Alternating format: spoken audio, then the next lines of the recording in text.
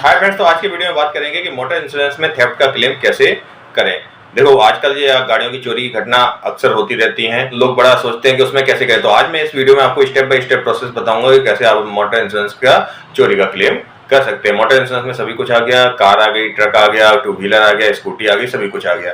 तो देखिए, सबसे पहले गाड़ी चोरी होने पर पहले तो आप सब खुद ही जांच लीजिए कि भाई आपने गाड़ी आपको मतलब प्रॉपर तरीके से याद है कि आपने यहीं खड़ी की थी, और आजू बाजू से पूछ लिए, इंश्योर कर लीजिए। और जब आपको कोई क्लू ना मिले, जब आप बिल्कुल एश्योर हो जाए कि हाँ आपकी गाड़ी चोरी हो गई है, तो सबसे पहला काम है आपको पुलिस स्टेशन में जाके उसकी फर्स्ट इन्फॉर्मेशन रिपोर्ट FIR दर्ज करानी है।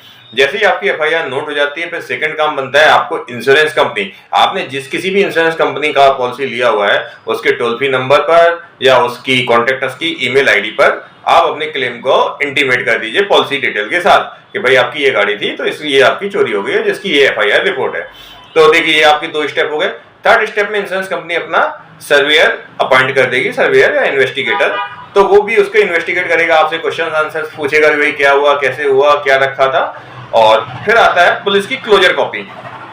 अब देखिए, पुलिस भी आपकी गाड़ी को ढूंढने की कोशिश करेगी, तो वो भी कोशिश करती है, काफी जगह चेक करती है। जब पुलिस को लगता है कि नहीं, अब ये गाड़ी ट्रेसेबल नहीं है, तो वो अपने रिपोर्ट को, FIR रिपोर्ट को क्लोजर रिपोर्ट में कन्वर्ट कर देती है। जब आपकी क्लोजर रिपोर्ट आ जाती है, तब आप इंश्योरेंस कंपनी को वापस रिपोर्ट करेंगे कि भाई आपकी क्लोजर रिपोर्ट आ गई है और इसमें अभी पुलिस ने भी गाड़ी को नॉन ट्रेसेबल बता दिया है, तो अब मेरे क्लेम का अमाउंट मुझे दिया जाए। तो इंश्योरेंस कंपनी का जो भी क्लेम फॉर्म होगा वो सब आपसे फिल कराएगी, डिटेल लेगी, आपका बैंक अकाउंट डिटेल लेगी, ये सारी डिटेल लेगी। और हाँ, इसके बाद आपका क्लेम अप्रूव हो जाता है। फिर इंश्योरेंस कंपनी आपसे आपकी RC बुक की ओरिजिनल कॉपी मांगेगी और उसको ट्रांसफर कराएगी अपने नाम पर। साथ ही साथ इसमें एक नेसेसरी पॉइंट है, गाड़ी की दोनों की आपके पास अवेलेबल होनी चाहिए। अगर की अवेलेबल नहीं है तो इंश्योरेंस कंपनी ये मानती है कि गाड़ी चोरी नहीं हुई, आपकी नेग्लिजेंस की वजह से गाड़ी कोई ले गया जिसमें की लगी हुई थी। उसके साथ ही साथ इंश्योरेंस कंपनी आपसे एक लेटर ऑफ सब्रोगेशन भी लेगी, जिसका मतलब ये होता है कि कभी फ्यूचर में पुलिस को आपकी गाड़ी मिल जाती है, आपको आपकी गाड़ी मिल जाती है, तो आप इंश्योरेंस कंपनी को इंटीमेट करेंगे और गाड़ी इंश्योरेंस कंपनी को हैंड ओवर कर देंगे,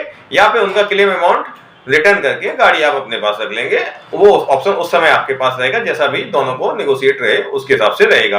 और साथ ही साथ इंडेमनिटी बॉन्ड भी रहेगी आपका, कि अगर कोई इसमें आपने कोई फॉल्स इन्फॉर्मेशन ली, इंश्योरेंस कंपनी को लॉस हुआ आपकी फॉल्स इन्फॉर्मेशन की वजह से, तो आप उसको इंडेमनीफाई करेंगे। ये सारी फॉर्मेलिटीज होती है, उसके बाद आपका क्लेम का अमाउंट आपके अकाउंट में आ जाता है। और हमारे कच्छ कंसल्टेंसी द्वारा ऐसे नॉलेज वीडियो आते रहते हैं, तो आप हमें ज्वाइन करिए, और हमारे द्वारा भी सारे इंश्योरेंस की सर्विस प्रोवाइड की जाती है और क्लेम के टाइम पर भी 100% असिस्टेंस दिया जाता है। तो आप कोई भी मोटर इंश्योरेंस के लिए आप मुझे कॉन्टैक्ट कर सकते हैं।